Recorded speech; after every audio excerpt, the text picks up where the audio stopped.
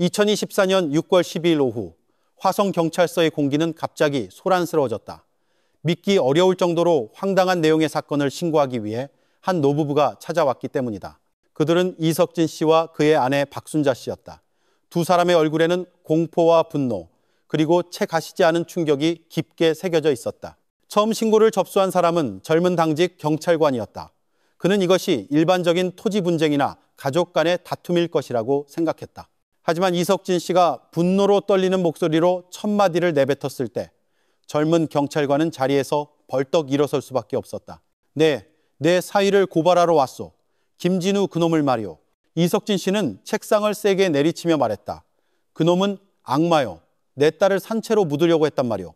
산채로요? 경찰관은 자신의 귀를 의심하며 미간을 찌푸렸다. 그렇다니까요. 경찰 아저씨. 박순자 씨가 흐느끼며 말을 이었다. 제 딸 이름은 이선미예요. 오늘 아침에 우리 가족은 그의 장례를 치르고 있었어요. 뇌졸중으로 죽었다고 하더군요. 그런데 관을 묻으려고 할 때 제 외손자가 관 안에서 노크 소리가 들린다고 하는 거예요. 김진우 그놈은 애가 거짓말을 한다며 막아섰죠. 하지만 사람들이 관 뚜껑 옆으로 몰려가 열어보니 우리 선미가 그 안에서 간신히 숨을 쉬고 있더라고요. 죽지 않았던 거죠. 이야기는 너무나 기이하고 끔찍했다. 사망한 것으로 알려진 여성이 자신의 장례식 도중관 속에서 기적적으로 살아 돌아온 것이다. 사건의 심각성과 여러 의문점을 인지한 화성경찰서 지휘부는 즉시 강력팀장 박철민 경정을 책임자로 하는 특별수사팀을 꾸려 조사에 착수했다. 수사팀이 가장 먼저 향한 곳은 기이한 장례식 현장이 아니라 피해자가 응급치료를 받고 있는 화성군립병원이었다. 중환자실에서 수사관들은 32세의 이선미 씨를 발견했다. 그녀는 여전히 깊은 혼수 상태에 빠져 인공호흡기에 의지하고 있었다. 얼굴은 생기 하나 없이 창백했다. 병상 곁에는 그녀의 부모와 어린 아들이 자리를 지키고 있었다. 박철민 경정은 이선미 씨의 주치의와 짧게 면담했다. 과장은 이선미 씨의 상태가 전혀 뇌졸중 환자와 같지 않다고 말했다. 환자는 심각한 호흡부전, 깊은 혼수, 동공축소, 빛 반사, 매우 약한 상태로 병원에 도착했습니다. 의사는 설명했다. 각종 검사를 진행했지만 뇌출혈이나 뇌경색의 징후는 전혀 발견되지 않았습니다. 하지만 혈액 독극물 검사 결과 벤조디아제핀 계열의 강력한 신경안정제이자 수면제인 디아제팜이 엄청난 농도로 검출되었습니다. 이 농도는 일반적인 치료 용량의 몇 배에 달하는 수치로 제때 응급처치를 받지 못했다면 중추신경계 억제와 사망에 이를 수 있는 심각한 중독을 유발할 수 있습니다. 의사의 결론은 끔찍한 진실을 확인시켜 주었다. 이선미 씨는 뇌졸중이 아니었다. 그녀는 다량의 수면제에 중독된 것이었다. 누군가 의도적으로 그녀를 가장 가까운 가족들조차 속일 수 있을 만큼 깊은 잠, 즉 가사 상태에 빠뜨리려 한 것이다. 사건은 더 이상 희귀한 의료적 실수가 아니라 명백한 살인미수 혐의의 형사사건이 되었다. 병원을 나선 박철민 경정과 그의 팀원들은 믿기 힘든 사건의 전말을 재구성하기 위해 주요 증인들의 진술을 확보하기 시작했다. 첫 번째 진술자는 이선미 씨와 김진우 씨의 아들인 15살 김민준 군이었다. 여전히 큰 충격과 공포에 휩싸여 있었지만 민준 군은 영리한 소년이었고 그의 진술은 수사팀에게 끔찍했던 아침의 전체적인 그림을 제공했다. 민준 군은 이틀 전 어머니가 갑자기 쓰러졌고 아버지와 이모인 이선영 어머니의 친언니 씨가 분주하게 움직이는 것을 봤다고 진술했다. 아버지는 어머니가 뇌졸중에 걸렸으며 왕진 온 박 원장님이 가망이 없다고 말했다고 했다. 다음 날 이른 아침 아버지는 울면서 어머니가 돌아가셨다고 가족들에게 알렸다. 그때는 믿을 수가 없었어요.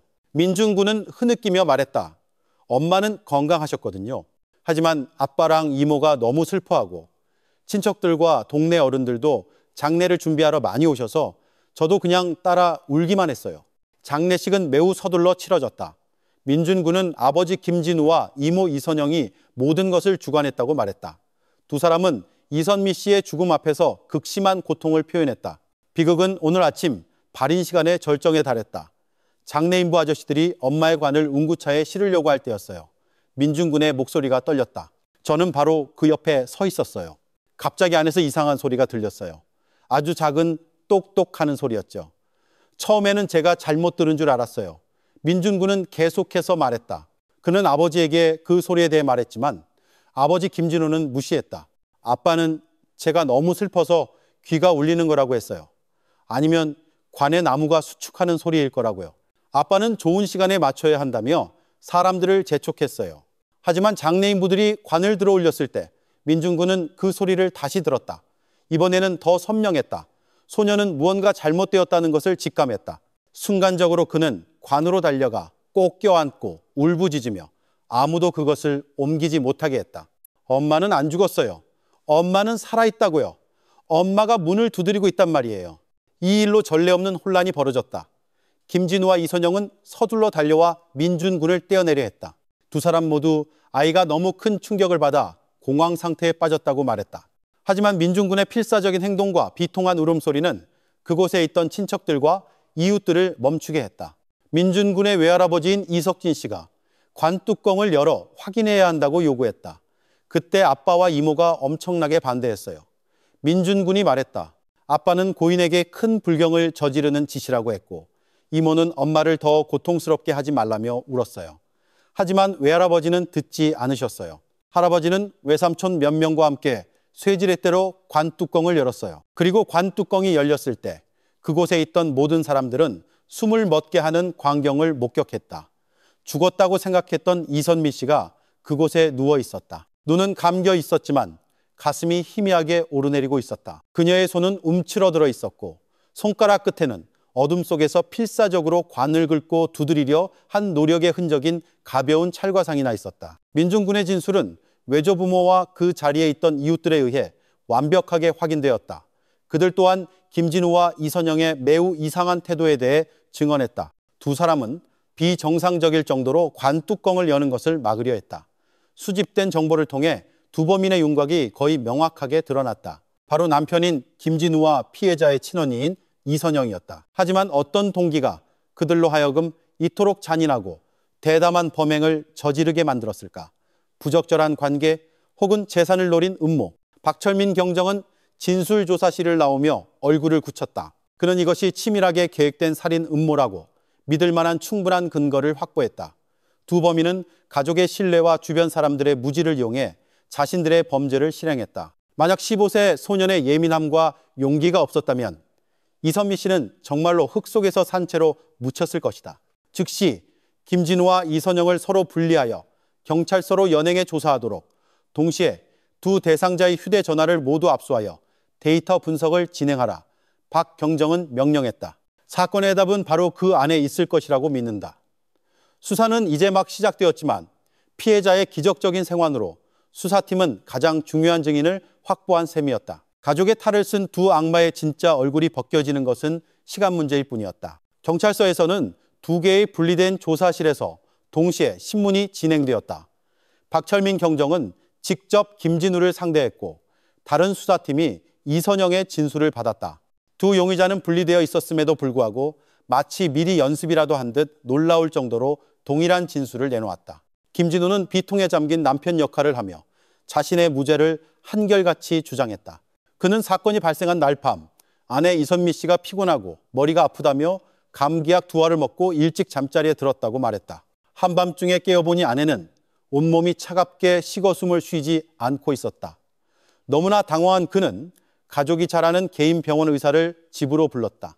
그 의사는 진찰 후 이선미 씨가 뇌혈관 질환으로 인한 뇌졸중으로 사망했으며 가망이 없다고 결론 내렸다. 저는 그때 정신이 없어서 의사 선생님 말씀만 믿을 수밖에 없었습니다. 김진우는 눈물을 쥐어짜내며 말했다. 처형인 이선영 씨도 그 자리에 있었습니다. 처형도 완전히 무너졌죠. 저희는 슬픔을 억누르고 아내의 장례를 준비할 수밖에 없었습니다. 아들 민준이가 관에서 노크 소리를 들었다는 건 맹세코 저는 아무것도 듣지 못했습니다. 아들이 너무 슬퍼서 환각을 본 것이라고만 생각했습니다. 제가 아이를 막은 것도 아이 엄마의 영혼을 어지럽히고 싶지 않아서였습니다. 김진우의 이야기는 그럴듯하게 들렸다. 그는 교묘하게 사망 진단의 책임을 정체불명의 개인 병원 의사에게 떠넘겼다. 한편 옆 조사실의 이선영도 비슷한 이야기를 늘어놓았다. 그녀는 자신이 동생을 가장 아끼는 사람이었다며 울부짖었다. 동생이 갑작스럽게 죽는 것을 보고 너무나 고통스러웠고 제부가 시키는 대로 따를 수밖에 없었다고 했다. 그녀의 모든 진술은 김진우의 진술과 일치하며 견고한 방어벽을 형성했다. 수사관들은 두 사람이 매우 치밀하게 공모하고 말을 맞췄다는 것을 알아차렸다. 그들의 진술은 너무나 완벽하고 일관성이 있었으며 바로 그 완벽함이 가장 의심스러운 점이었다. 이 방어벽을 무너뜨리기 위해서는 부인할 수 없는 물적 증거가 필요했고 가장 큰 희망은 압수된 2대의 휴대전화에 걸려 있었다.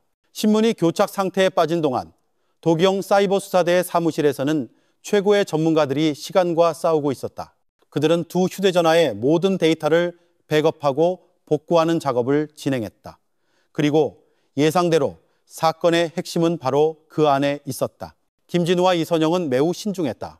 그들은 두 사람 사이의 민감한 메시지와 통화 기록을 모두 삭제했다. 하지만 현대기술로 삭제된 모든 데이터가 복구될 수 있다는 사실은 미처 몰랐던 것이다. 전문가들이 삭제된 카카오톡 메시지를 복구하여 화면에 띄웠을 때 부적절한 관계와 잔혹한 살인 음모가 빛을 보게 되었다. 몇 달 전의 메시지들은 제부와 처형 사이의 은밀하고 죄악으로 가득 찬 사랑을 보여주었다. 그 안에는 불타는 사랑의 언어, 비밀스러운 데이트 계획, 그리고 가장 큰 장애물로 여겨지는 이선미 씨의 존재에 대한 한탄이 가득했다. 한 달 전 이선영이 김진우에게 보낸 메시지 내용은 이랬다. 오빠, 나 더는 못 참겠어. 그 여자가 오빠 옆에서 행복해하는 걸 볼 때마다 내 심장이 찢어지는 것 같아. 차라리 그 여자가 사라져버리면 오빠랑 내가 당당하게 함께할 수 있을 텐데. 그리고 사건 발생 직전 일주일간의 메시지는 그들의 계획 전체를 폭로했다. 그들은 단지 이선미 씨가 사라지길 바란 것이 아니라 그녀를 제거하기 위한 계획을 주도적으로 세웠다. 김진우가 메시지를 보냈다. 그 여자를 직접 죽일 자신은 없어. 무서워. 이선영이 답했다. 나한테 더 고단수의 방법이 있어. 아는 사람을 통해서 강력한 수면제를 구할 수 있어. 먹으면 진짜 죽은 사람처럼 심장 박동이 아주 약해지고 숨소리도 거의 안 들릴 거야. 전문 장비 없이는 의사도 발견하기 힘들어. 우리는 뇌졸중이라고 말하면 돼. 계획은 매우 상세하게 논의되었다. 이선영이 약을 구하는 책임을 맡고 김진우는 아내에게 약을 먹이는 임무를 맡았다. 그들은 심지어 나이가 많고 눈이 어두운 개인병원 의사를 불러 사망을 확인하게 하여 가족과 이웃을 속일 계획까지 세웠다. 그리고 결정적인 메시지는 사건 당일 밤 이선영의 번호로 김진우에게 보내졌다. 내가 그 여자한테 약 먹였어. 그 여자가 자기 전에 늘 마시는 따뜻한 우유에 탔어. 이제 기다리기만 하면 돼. 30분 후 김진우가 답장했다. 잘했어. 죽은 듯이 자고 있어. 내일 아침에 박 원장님 부를게. 모든 건 내가 알아서 할게. 이 메시지들은 부인할 수 없는 증거였다. 그것은 부적절한 관계를 증명할 뿐만 아니라 각자의 역할과 행위, 음모의 전말을 낱낱이 폭로했다. 그들은 억울한 피해자가 아니라 자신의 아내이자 동생을 살해하기 위해 냉혹하게 계획을 세운 인간의 탈을 쓴 두 악마였다. 박 원장에 대한 세부 정보는 범죄에 가담한 공범에 대한 새로운 수사 방향을 열어주었다. 경찰서에서 박철민 경정은 사이버 수사팀으로부터 보고서를 받았다. 그는 메시지 한 줄 한 줄을 읽으며 두 범인의 잔인함과 교활함에 얼굴을 굳혔다. 그들의 연극은 이제 막을 내릴 시간이었다. 그는 수사관들에게 신호를 보냈다. 김진우에 대한 신문이 재개되었다. 그는 여전히 고통스럽고 지친 표정을 짓고 있었다. 김진우 씨, 연기를 참 잘하시네요. 박경정의 목소리는 평온했다. 하지만 당신과 이선영 씨는 아마 잊었나 봅니다. 인터넷에 한 번 쓰인 것은 절대로 완전히 사라지지 않는다는 것을요. 그러면서 그는 김진우의 바로 앞 책상 위에 인쇄된 종이 뭉치를 놓았다. 그것은 그와 그의 내연녀 사이에 복구된 전체 카카오톡 메시지 기록이었다. 김진우는 익숙한 글자들, 사랑의 속삭임, 그리고 자신의 범죄 계획이 종이 위에 선명하게 드러나 있는 것을 보았다. 그의 안색이 급격하게 변했다. 거짓된 고통의 표정은 경악으로 그리고 공포로 새하얗게 질려갔다. 그의 완벽한 위장막은 산산조각이 났다. 그는 자신이 들켰다는 것을 알았다. 동시에 옆 조사실에도 수사관 한 명이 들어섰다. 그는 이선영의 앞에 똑같은 서류 뭉치를 내려놓았다. 이선영 씨, 김진우 씨가 전부 자백했습니다. 당신이 주모자라고 당신이 자신을 부추겼다고 말입니다. 여기 그의 서명이 있는 진술서입니다. 이제 당신이 진실을 말할 차례입니다. 그것은 전형적인 심리전이었다.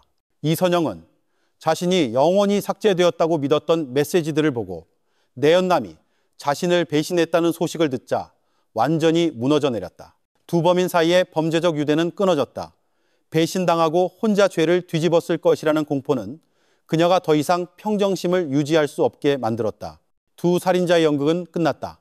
자신들의 대화에서 추출된 부인할 수 없는 증거 앞에서 김진우와 이선영이 애써 쌓아올린 방어벽은 완전히 무너졌다. 초반의 완강함은 이내 공황 상태로 바뀌었고 마침내 두 사람은 차례로 고개를 숙이며 자신들의 잔혹한 음모 전체를 자백하기 시작했다. 조사실에서 배신자 남편 김진우는 더 이상 비통한 남편 역할을 연기할 수 없었다. 그는 넋이 나간 얼굴로 앉아 자신의 배신에 대한 이야기를 털어놓기 시작했다. 죄악된 욕망에서 시작되어 냉혹한 살인 계획으로 끝난 이야기였다. 그는 처형인 이선영과의 부적절한 관계가 1년여 전부터 시작되었다고 자백했다. 모든 것은 자연스럽게 시작되었다. 이혼 후 이선영은 여동생 집에 자주 드나들며 일을 돕곤 했다. 그 사이 김진우의 아내 이선미는 아이를 낳은 후 거의 모든 시간과 관심을 아들에게 쏟아부었고 이는 김진우에게 소외감을 느끼게 했다. 바로 그런 상황에서 그와 독신인 처형 사이의 잦은 만남이 죄악된 감정을 싹트게 했다. 그녀는 항상 제 곁에서 제 말을 들어주었습니다. 김진우가 자백했다. 업무상의 스트레스, 삶의 고충들을요. 그녀는 저를 존경했고 이해해 주었습니다. 제가 더 이상 아내에게서 찾을 수 없었던 그런 이해심을요. 우리는 불나방처럼 서로에게 뛰어들었습니다. 비밀스러운 분류는 계속되었지만 인간의 욕망은 끝이 없었다. 그들은 더 이상 몰래 만나는 것에 만족하지 못했다. 그들은 공개적으로 함께할 수 있는 미래를 꿈꾸기 시작했다. 하지만 그 미래를 얻기 위해서는 가장 큰 장애물인 이선미 씨를 제거해야만 했다. 이혼이요? 김진우가 씁쓸하게 웃었다. 생각해봤죠. 하지만 이혼하면 제가 힘들게 이룬 재산의 절반을 나눠줘야 합니다. 더 최악인 건 이선영 씨는 자기 여동생의 남편을 빼앗은 여자라는 오명을 쓰게 될 겁니다. 이 좁은 동네에서 저희는 고개도 못 들고 살게 될 거예요. 명예, 재산, 모든 걸 잃게 되는 거죠. 재산과 명예를 잃을 것이라는 두려움이 그들을 불륜 관계에서 살인자로 만들었다. 그들은 함께 미친 결정을 내렸다. 이선미 씨를 가장 자연스러운 방식으로 사라지게 만들어야 한다고. 한편 옆 조사실에서 이선영도 모든 것을 자백했다. 그녀의 진술은 내연남보다 더 무서운 심리적 초상을 보여주었다. 그것은 단지 사랑뿐만 아니라 오랫동안 억눌려온 질투와 시기심이었다. 이선영은 어릴 때부터 항상 여동생을 질투했다고 인정했다. 선미는 더 예뻤고 운도 좋았고 능력 있는 남편과 결혼해 행복한 가정과 풍족한 삶을 살았다. 반면 이선영의 삶은 순탄치 않았고 결혼은 파탄났으며 생활은 어려웠다. 그 질투심은 세월이 흐르면서 은밀한 원한으로 변했다. 제부가 자신에게 관심을 보이기 시작했을 때 이선영은 그것을 여동생이 가진 모든 것을 빼앗을 기회로 여겼다. 그 애는 원래 내가 가졌어야 할 모든 것을 가졌어요. 이선영이 원망 가득한 목소리로 자백했다. 그의 남편, 아이, 집, 돈, 저는 그냥 제 것을 되찾고 싶었을 뿐이에요. 살인 계획을 먼저 제안한 것은 바로 이선영이었다. 교활한 여자의 지략으로 그녀는 다량의 수면제를 사용하면 깊은 혼수 상태를 유발하여 심장 박동이 약해지고 호흡이 얕아지는 뇌졸중 증상과 매우 유사한 상태를 만들 수 있다는 것을 알아냈다. 전문성이 낮고 현대 의료 장비가 없는 의사가 검사하면 오진하기 쉽다는 것이었다. 약국에서 일하는 친구에게 부탁했어요. 만성불면증에 시달려서 다량의 수면제가 필요하다고 거짓말했죠. 이선영이 자백했다. 그리고 약 30알 정도를 가루로 빻았어요. 사건 당일 밤 이선영은 평소처럼 여동생 집에 놀러 갔다. 이선미 씨가 한눈을 파는 사이 그녀는 이선미 씨가 자기 전에 마시는 습관이 있는 따뜻한 우유잔에 수면제 가루 전부를 몰래 넣었다. 친언니가 다정한 미소를 띤 채 직접 동생에게 독을 먹인 것이었다. 이선미 씨가 우유를 마시고 잠이 들기 시작하자 이선영과 김진우는 함께 기다렸다. 한밤중 이선미 씨의 호흡이 매우 약해진 것을 확인하고 그들은 자신들의 연극을 시작했다. 김진우는 은퇴했고 눈이 어두우며 서류 처리에 관대하다고 소문난 개인병원 의사 박 원장에게 전화를 걸어 집으로 오게 했다. 두 사람의 진술은 모두 박 원장이라는 이름과 일치했다. 즉시 수사팀이 이 의사의 집으로 출동했다. 수사관들 앞에서 늙은 의사는 부인할 수 없었다. 그는 그날 밤 김진우가 전화해서 아내가 뇌졸중으로 쓰러졌으니 와서 봐달라고 했다고 인정했다. 도착해서 보니 이선미 씨가 숨을 거둔 상태였고 그는 대충 훑어본 뒤 뇌졸중으로 인한 사망이라 가망이 없다고 진단했다. 김진우는 그에게 300만 원을 주며 수고비라고 말하고 가족들이 장례를 치를 수 있도록 수기로 작성된 사망진단서에 서명을 부탁했다. 돈에 눈이 먼 의사는 아무런 의심이나 정밀검사 없이 동의했다. 세 사람 모두의 자백으로 사건의 모든 음모가 완전히 밝혀졌다. 그것은 욕망, 탐욕, 그리고 시기심에 이성을 잃은 세 사람이 가담한 매우 치밀하고 잔혹하게 계산된 계획이었다. 박철민 경정은 사무실에 앉아 있었다. 사건 파일은 진술서와 감정 결과서들로 상당히 두꺼워져 있었다. 사건은 기본적으로 해결되었다. 관련된 모든 용의자들이 체포되었고 그들의 범죄는 백일하에 드러났다. 그는 끔찍한 생매장 사건을 막았고 한 사람의 목숨을 구했다. 하지만 이 노련한 지휘관의 마음속에는 승리의 기쁨 대신 깊은 슬픔과 고뇌가 자리 잡고 있었다.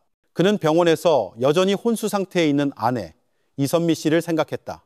설령 깨어난다 해도 그녀가 가장 사랑하고 신뢰했던 두 사람, 남편과 친언니가 바로 자신을 죽음의 문턱으로 밀어넣기 위해 공모한 장본인이라는 사실을 어떻게 마주할 수 있을까?